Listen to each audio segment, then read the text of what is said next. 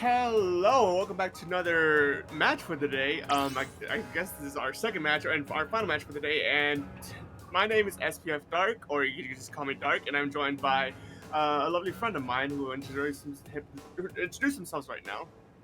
Hello guys, I'm Drumar, and I'm excited to be commentating this match for you guys. All right, and as for today's set, we have hailing from the University of Texas at Austin, Daybreak, against Kansas State University Wildsharks, and I, for one, am very excited for this match. Judging by what's on their sheet, it seems to me that this could be a very fun and close match overall. And Yeah, totally. Kansas State does only have 5 members compared to, I believe, Daybreak has 1, 2, 3, 6. But it looks like KSU has had a lot of momentum, not only in basketball, but hopefully, and also in CCA as well. They went 4-2 against Target Shark in week 1, but sadly went 2-4 against Kraken Co. in week 2, and their third week was rescheduled. So this is their third match of the season. Yep. As for Daybreak, as my friend said, they have currently a roster of 6, which is bigger than KSU, but we'll see if they can really use that to their full advantage. As for their accolades so far, they went 4-2 against Comet Task Force, 3-4 against Barracuda, and on their week 3, they went 3-4 in Kraken Cove. So as of right now, they're standing 1-2 against KSU's current 1-1 record. But I think they could. I think this will be a very fun, exciting match. As for their past experience, it doesn't seem like they have very much experience outside of CCA, but their CCA results speak for themselves. Just last season, in this division, they went all the way to second place, going 5-0 in groups, and I think that is very impressive. And judging by this, I think KSU definitely has is going to be a bit of an underdog in this upcoming match. Yeah, totally. Going 5-0 in groups is no easy feat, especially going second overall in the div as a whole. I'm very excited to see how this match ends up, but first, I believe our first match of the day will be Tower Control on Inkblot Art Academy. Eric, what do you have to say about this match? It's Tower Control on Inkblot Art Academy. It's a classic at this point. Everyone knows it. Everyone loves it.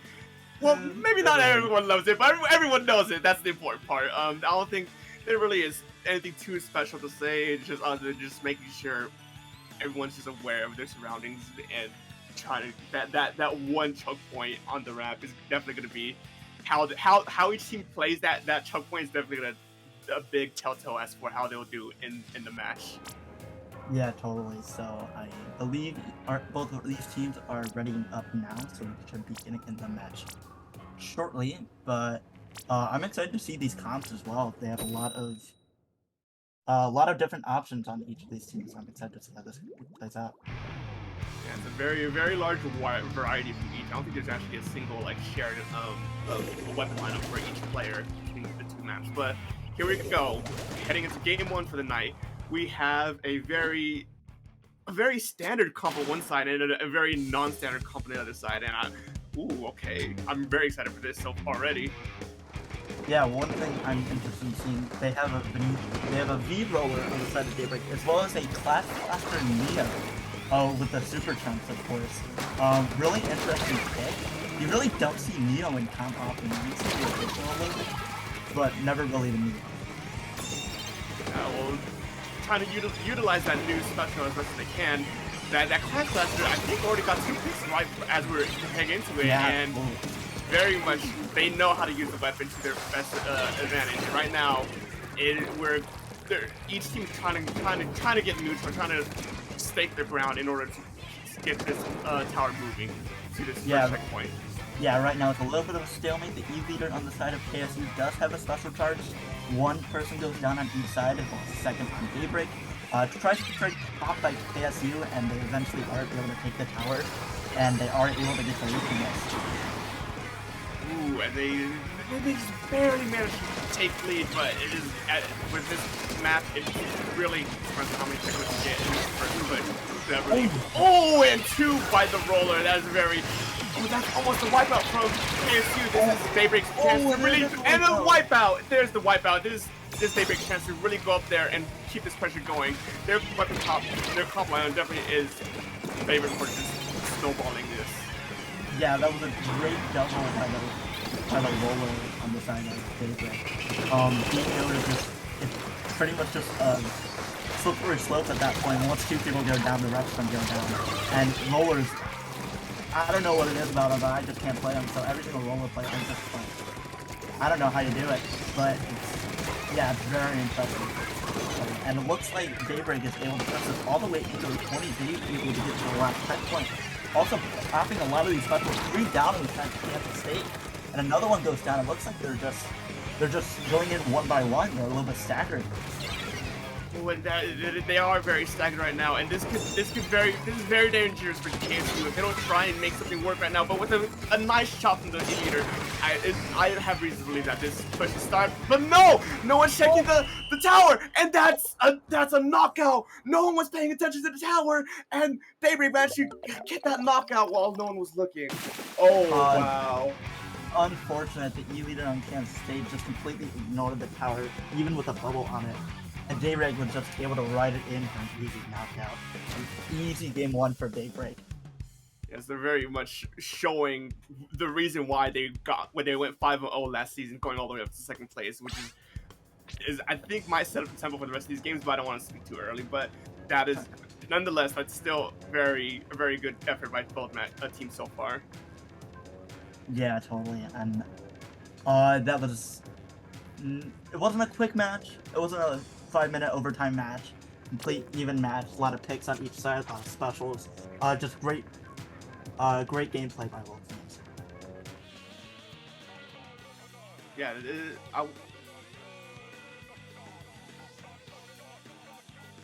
Alright, as we're looking at the replay, I will note one thing. I did see there were, in the beginning, towards the beginning, there were a lot of back and forth picks and trades, which I really like, but this roller play right here is really what caused Daybreak to really just get the momentum going with just this complete wipeout, which is a very good play by the roller player.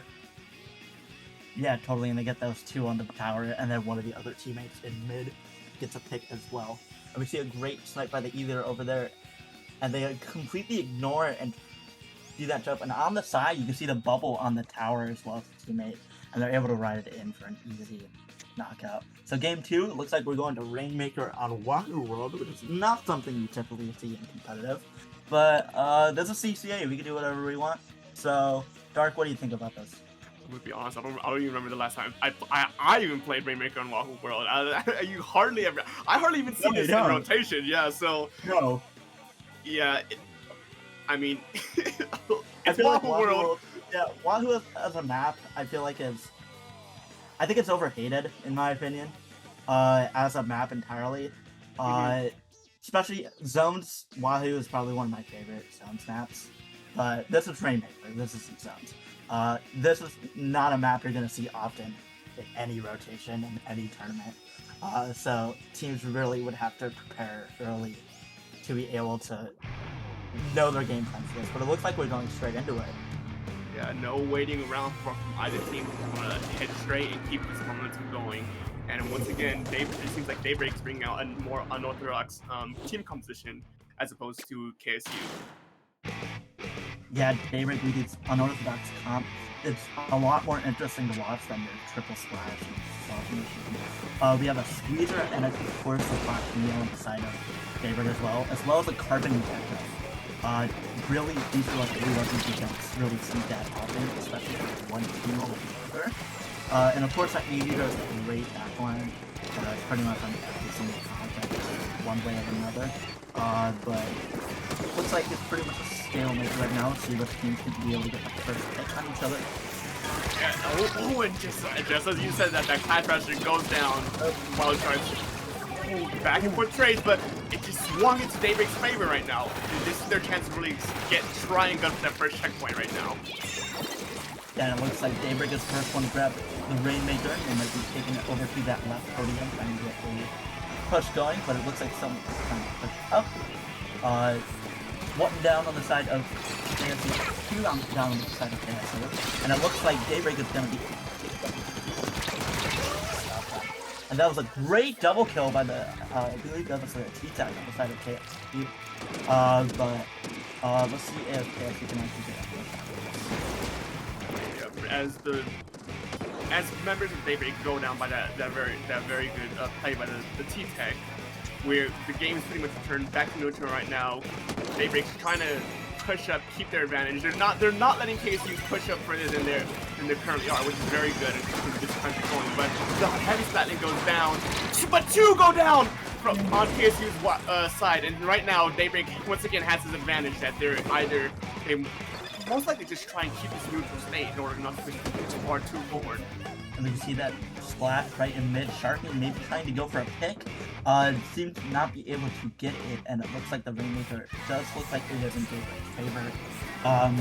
Both teams are pretty even. We have a Slashing team having a clean up on charge. Trizuka is popped by Daybreak. And we have a Carbon Deco charge there as well. Right now, it seems like KSU is really trying to build up this stuff and try to play off them. But two go down from each side. A trade that I couldn't even process how that even happened. But right now, KSU has the. But they go down almost immediately. Great double by the Clash Blaster. Maybe able to get a third as well. I love seeing Clash Blaster in top. I want to see more of it. You Clash Blaster mains, please. Two go down.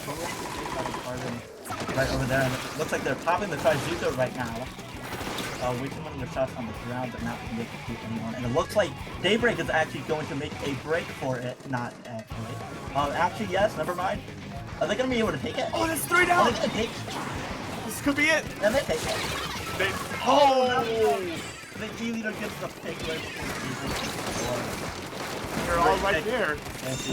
They might be able to get the end. Unfortunately, no. 2 go down on Daybreak. And it looks like the push is over now at 3 go down. KSU played pretty good defense on that. That E-leader shot pretty much saved the game. But it looks like they're just going to let this one reset and reset back to the middle to even up. A very smart reset on KSU's side. The only way, Daybreak knowing that the only way that they can cause that KSU will most likely win now is if they get a knockout, which judging by their defensive part may be more harder for them to do rather than Daybreak kind of go into the enemy team to get their own knockout. Right now they can start off the game and with their 6 points remaining. Yeah. Very good, very impressive push by them. Yeah, and there are 2 down on the side of KSU, 2 special charge, so now T-Tech and the E-leader. Looks like Daybreak is trying to get for another push, and 2 immediately go down to something, and a 3rd goes down as well, and that's a wipeout! Oh, that push was immediately halted by a very well placed slap on by one of KSU's players, and right now, Wildsharks are really trying to push it, at least get that first checkpoint out of the way. That way, once overtime hits, all they really need to do is go knock it out. Yeah, that corner by each team's face is an absolute bloodbath. I remember watching the set before at round 7. Vermilion's highs in the league was, I forgot what the other team's name was, but it was a bloodbath. Only one person on each team survived in that corner.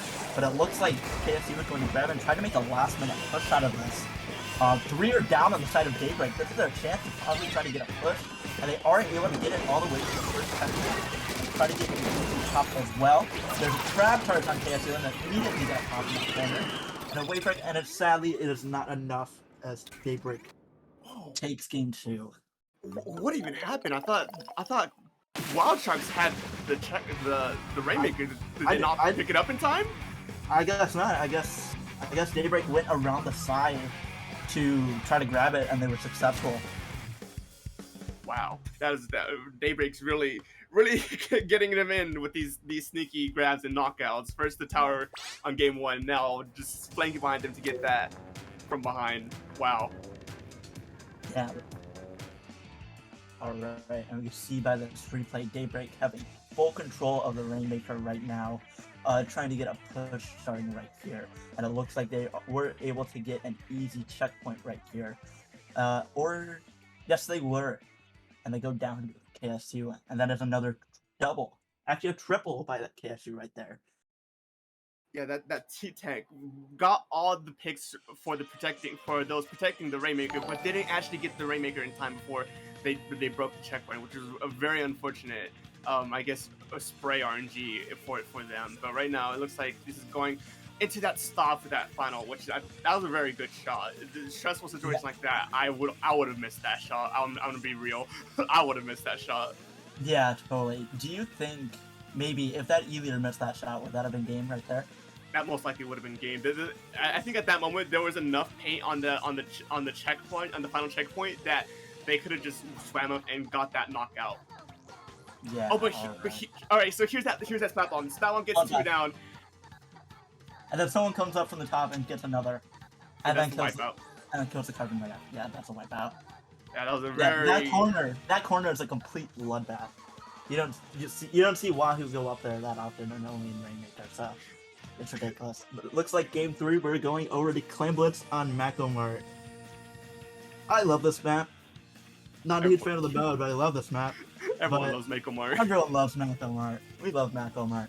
I'm very interested to see though. I believe yes, Fear on the side of KSU does play sloshers, and maybe we could see a tri-slosher by Fear, which is something I'd be really interested in.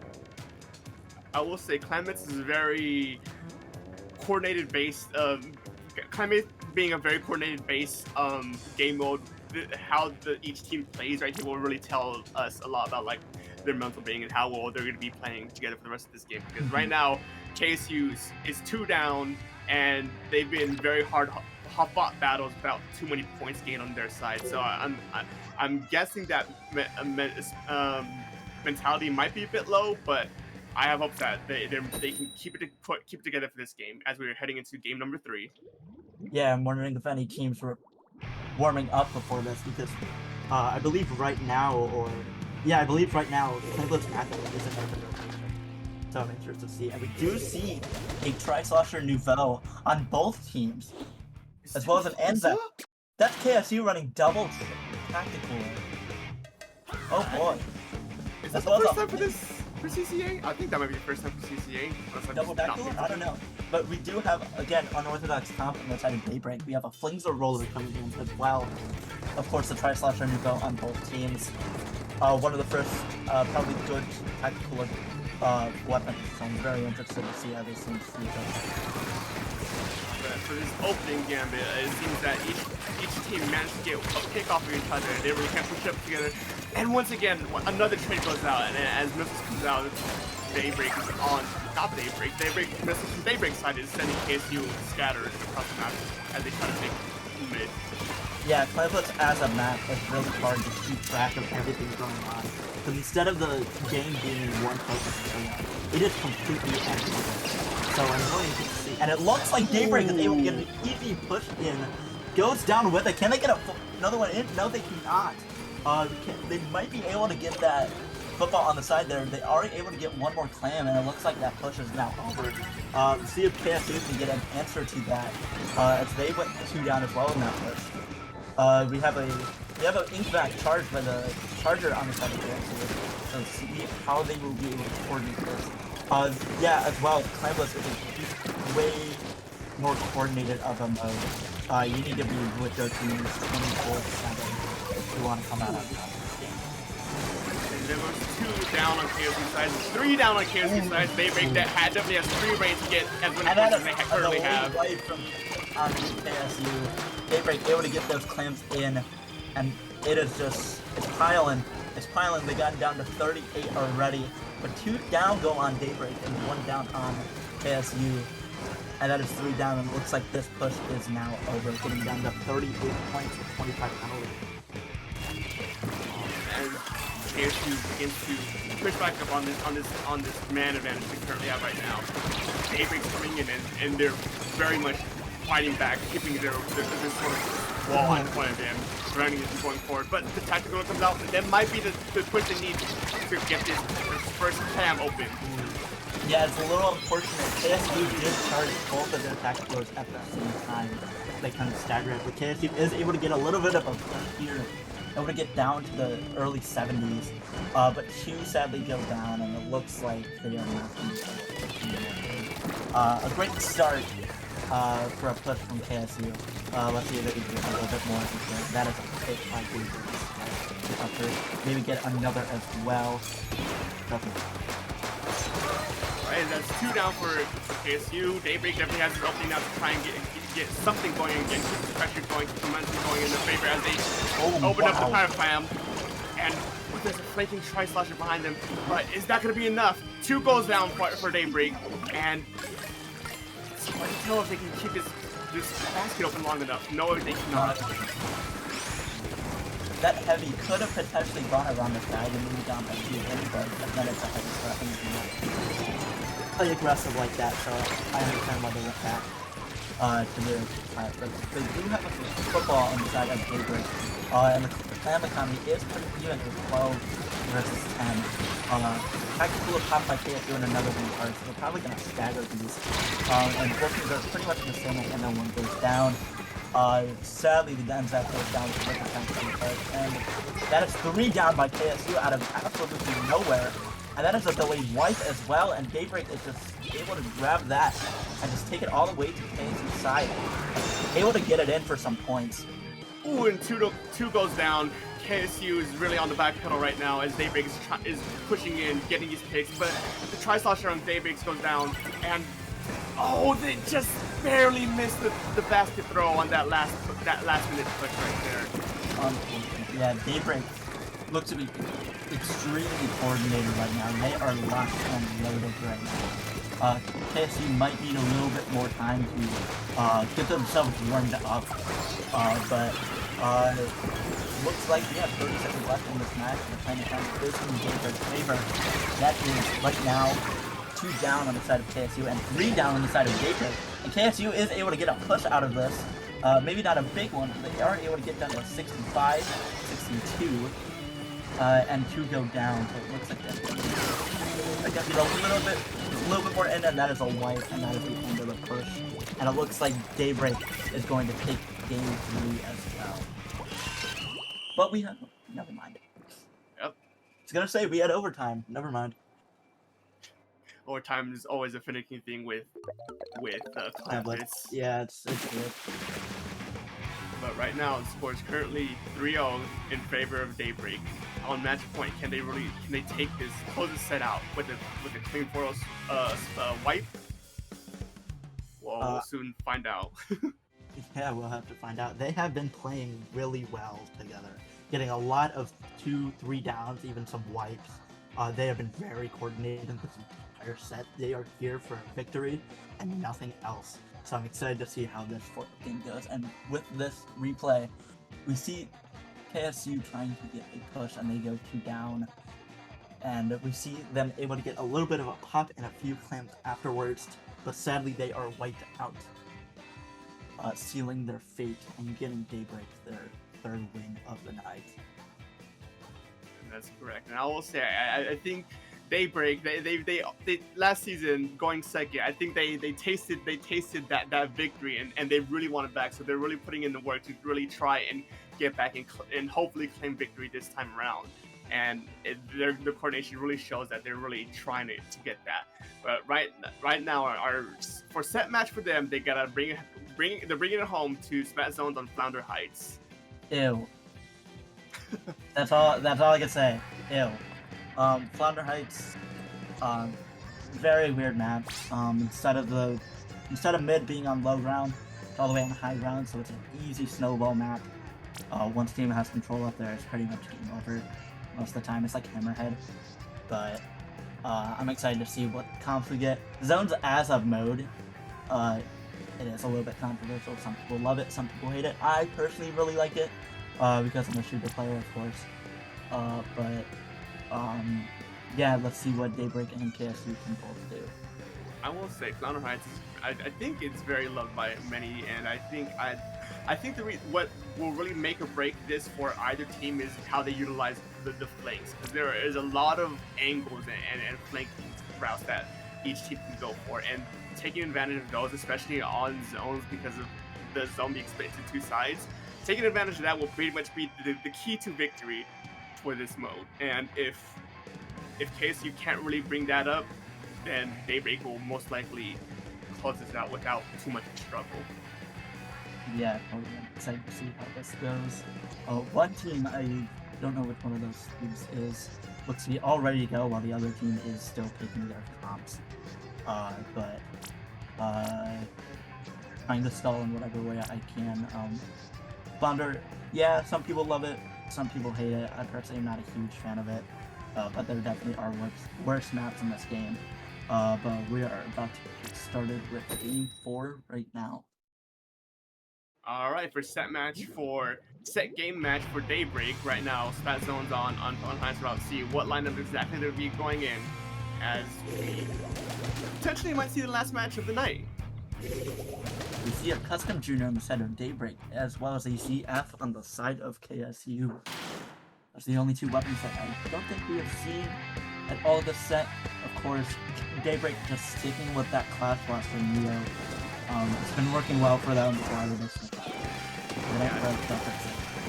And already that Daybreaks are trying to go for that flanking route, like I said earlier, and they managed to get one pick, I believe, before getting traded in return. And right now, Daybreak doesn't have the man advantage right now.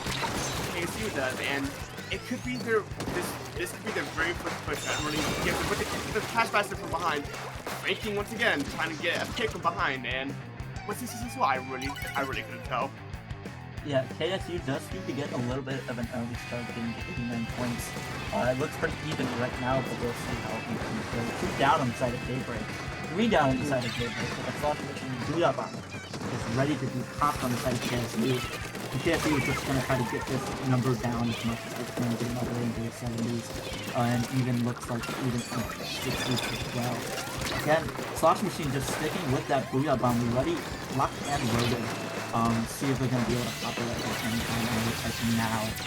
And it looks like they are still in control of these zones, and 2 are down inside of Daybreak. KSU is not holding back.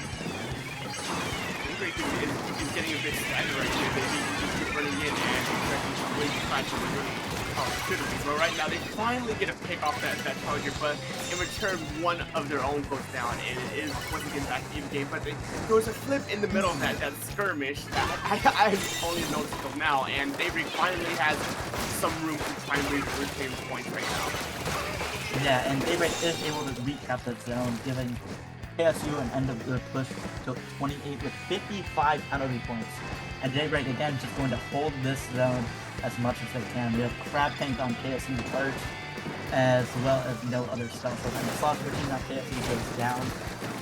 And it looks like Daybreak just trying to hold on to these zones, trying to get this number down as much as possible and pass that 20%. KSU topping that tri-strike, maybe trying to get and completely missing the zone again. So they are able to stop that push and claim the first of the 2 zones, with 2 going down on Daybreak. 2 down on Daybreak is KSU's chance to really try and reflip the zone at least, start getting chipping away at those penalty points. So with Tenemus coming out, it's gonna really disperse them, and there's so much going on, so many spots being off at once. It is true fashion supreme chaos right now. Oh, and we have the Splash on the side of KSU trying to shark. Maybe being able to get a pick, and unfortunately didn't look like it. But they are still alive all the way back there. KSU still has control of this zone, just trying to keep it as much as they can. Wings are just trying to be able to dash that first part of the zone as long as they can, just stop that push from happening. And they are able to take the first zone and maybe get it as well. As 1 is down on KSU and past the 2-minute mark, Daybreak doesn't really have a lot of time to really try and do anything, but with strike going out and 1 going down, KSU seems like they're going to manage to hold their position, hold their lead right now as Daybreak is struggling to great night and a great double by that ZF charger on the side of KSU. Being able to just solidify that KSU zone, and I believe here might be bomb that Booyah Bomb right then and there. Maybe trying to stall out Daybreak. Daybreak trying to get a shark right there, and it does that game. They will see. KSU trying to just push this number down as much as they can, getting it down to 15 from the penalty. Trying to pop that wave breaker, and the Pena Missiles comes out as well. Flash drop down into their zone. Maybe able to get that hot pick. Are they able to? No, they are not. Almost 30 seconds remaining on this play. Daybreak needs to get something done. They need to get their structure online so they can keep KSU out. Because once KSU starts reclaiming their territory, we've seen throughout this match that KSU can and are able to hold this. One goes down for both sides. It is just trade for trade right now as each team is starting to get desperate to try and get their lead. Daybreak slowly chipping away at the penalty point, slowly getting closer to trying to take that lead. 20 seconds remaining with 3 up all out. Anything can happen right now. It could be anyone's game right now. This is unbelievably close. Daybreak just trying to hold on to 31 points, and their penalty is gone. KSU trying to retake the zone. It looks like Daybreak might be able to. Oh, and KSU comes from behind to stop that push, and it's not enough. But it wasn't enough. Takes the game and the sets, going 4-0. Oh, wow. Once again, like I mentioned, those flanks are really powerful, but if all you're doing are flanks, it really makes it hard to sort of regroup with your team and sort of build a wall of defense in order to keep the enemy team out. And yeah. Yeah, KSU had a strong start. We can see in this match right now, you can look at 2 down on the side of Daybreak, and we're looking on that ZF Charger, trying to get a pick there, misses the first shot, hits the second, and hits this third one right there, getting a double, just solidifying KSU's zone. KSU had such a strong start to this game, saying we're not done yet, getting down to 28, but couldn't get it down anymore. And Daybreak just pushing down those points further and further. And you can see the splash on the side of KSU, trying to shark and get that zone, and it's not enough, as Daybreak takes a set in game 4. Whoa. All right, well, it looks like that will be it for the games. KSU losing to Daybreak with a 0-4. Very unfortunate, but I will say each team did phenomenal today. And especially that last game, KSU really showed that they can actually try it, and they had the potential to take a few games off them. Absolutely. All right, so that is it from us. Dark, where can people find you anywhere else? They can find me on Twitter and Twitch, both at SPF_Dark. I'm not that active, but that's going to be fixed sometime in the near future. And where can they find you, my good friend? They can find me over at Twitter at Drumar_SPL. That's pretty much the only place you can find me. I do post pretty often, so check me out there. All right, and I believe that is it for everything for tonight. Thank you guys, everyone, for watching, and we'll be back tomorrow with more exciting matches for the CCA.